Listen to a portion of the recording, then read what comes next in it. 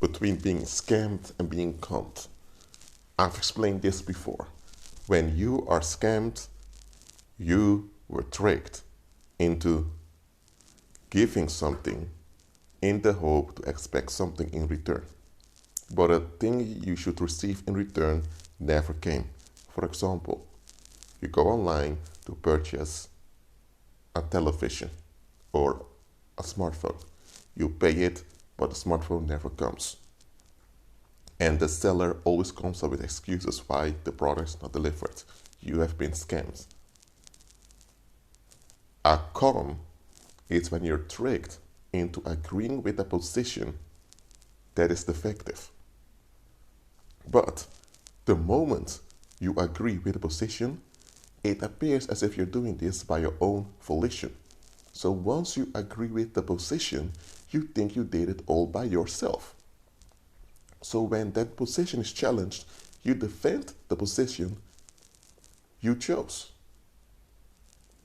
And yes, you chose the position, but you were tricked into choosing that position, due to misinformation, false information, or by disinformation. So now you invest in that position. And the more you invest in that position, the more rigid your worldview becomes. And the reason your worldview becomes rigid is because that position cannot be accounted for. That position is false. Just because you agree with something doesn't mean that's okay to agree with it. Just because you agree with something doesn't mean that the thing you agree with is true. So when you are tricked into agreeing with something that goes against Christ, or that goes against your natural design, or that goes against common sense, you have been conned. In a scam, you expect an external reward, but the reward never comes, but you've invested in it, and the other goes away with your investment. In a con, you are used as a distraction to hide the activity of the con man or con woman. So in a scam, it's purely about getting something from you. And then the scam artist disappears. A con artist is someone who will use you for the long run as a shield so others will not notice them. So that is the difference between a scam and a con. You can also say that a scam is more relatable to material things, and a con relates to emotional and mental things. Even though some scams also are about your mental and emotional investment, mainly scams are about manipulating an external outcome by tricking something out of your hands. A con is about deforming you on the inside. And because you are deformed on the inside, the con artist after a while can just move away and the con is still working. Because it will take a long time before you realize that you've been conned. And even when you finally face you've been conned, your life has changed so dramatically that there's often no way back. So it's easier to admit you've been scammed than to admit you've been conned. Even though both scams and cons are hard to admit to when it happens to you. But it's far harder for people to admit or even recognize that they have been conned. Now, about con men and con women, I've explained this before. There is one thing they all understand. The more emotionally and mentally invested you are in a position, the harder it is for you to walk away from that position.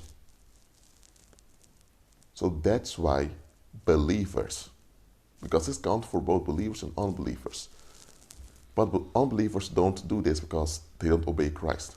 So I'm talking to believers now. You ought to be flexible towards everything and everyone else, but firm in Christ. The more you invest in a position, cannot be accounted for, that cannot be reconciled with Christ, the longer you remain in chains. And there's one thing you need to understand. All those Christian denominations are there to con you. That's what they're meant to do. Haven't you noticed that people that leave one of those denominations out of for faith, walking by faith altogether?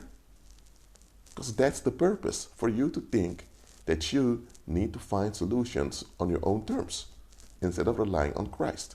You used to rely on a religious institution instead of relying on Christ. But because of the religious institution used the name of Christ, you made a connection in your mind that as long as you're associated with that religious institution, it is almost the same or the same as following Christ, which is not true. So when a lot of those people are disappointed in the religious institutions, they often become bitter or sour, and they end up in various dangerous other cults. Why? Because they have been conned.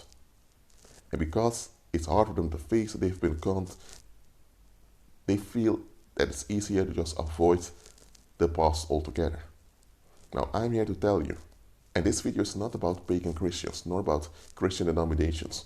You can apply this to everything you encounter in life. You will encounter con men and con women. You will. By the way, in the business world, you encounter them all the time. And also in politics. But we know that we encounter them in politics and in the business world. So people are extra alert. But don't you realize that society as a whole can con you also? That is something few people talk about. Society as a whole can con you into agreeing with you, into don't add up, and that you will face a lot of trouble with it later in life. But because the previous generation underwent the same con by their parents and grandparents, now they want to pass it on to you. Because they don't want any deliverance, because they don't want to process anything. So they don't want solutions for themselves, so they especially don't want any solutions for someone else. Realize that you will be conned by society sooner or later. A lot of people praise how they were raised because they have manners, they have respect, blah, blah, blah. Let me tell you, those concepts, respect, boundaries, privacy, private lives, all of those concepts are narcissistic boundary.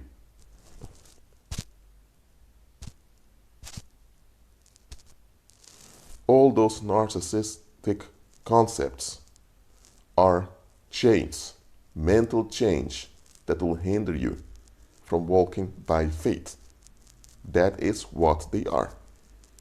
So anytime you are trained through punishments and rewards to conform to certain concepts, you are being conned.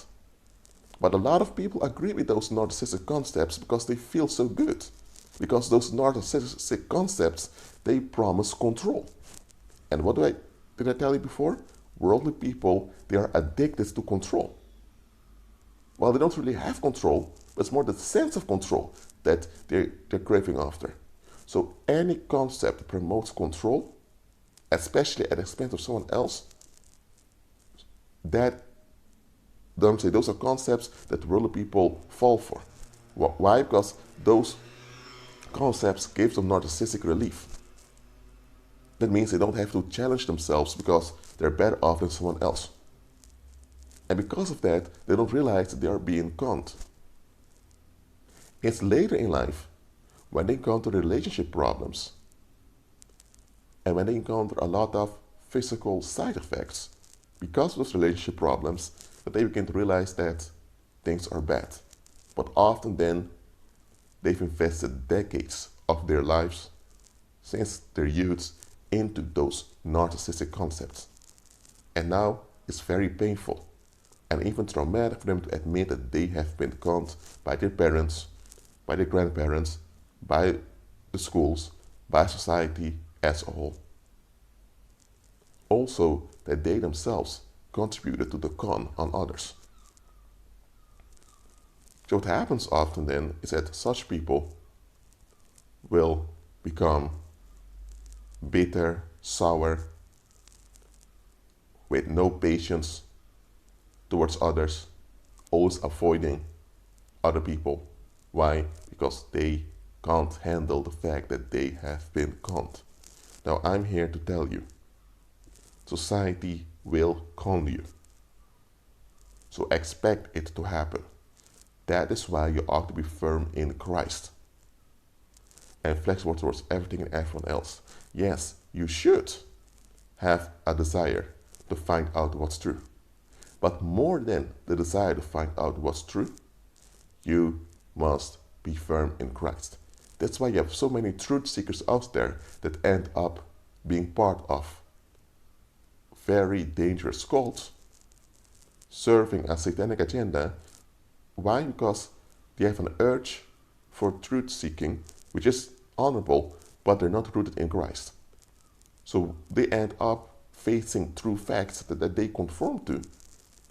But the facts they encounter are presented in such a way that suggests a truth to them which is not the truth.